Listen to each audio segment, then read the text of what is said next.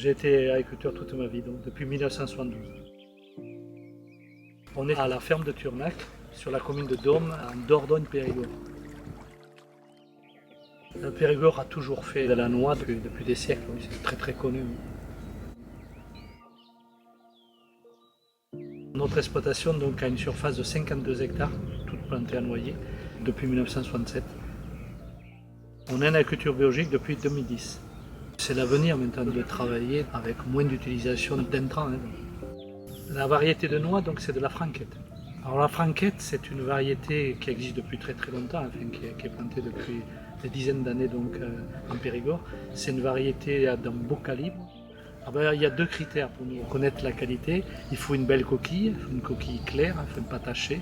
Et après, il faut un cerneau aussi qui soit clair, couleur blanc-brun un petit peu. Pour la récolte de noix, qui commence généralement donc, à peu près dans les premiers jours d'octobre, on va d'abord donc ramasser une première fois les premières noix qui tombent du noyer naturellement, qui nous donnent donc le tempo, enfin le feu vert de la maturité de la noix. Et après, assez rapidement, donc, on va vibrer les noyers. Généralement, on fait 3 passages pour arriver à ramasser toute la récolte de noix.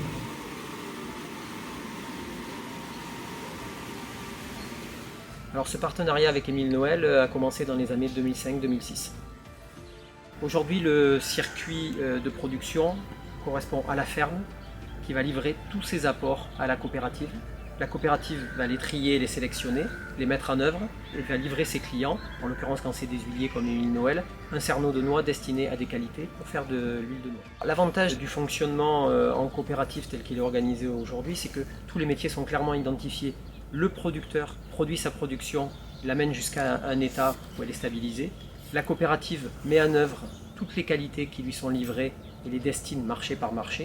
Et pour le client final, il nous donne un cahier des charges des qualités qu'il recherche pour faire sa production finale et on lui livre des qualités qui sont cherchées dans son cas particulier. Concrètement, en 2000, il y avait une dizaine de fermes qui étaient en bio dans la coopérative et aujourd'hui, il y a 130 fermes dans la coopérative. Cette année, ça devrait être une bonne année. Ah oui, on est assez content.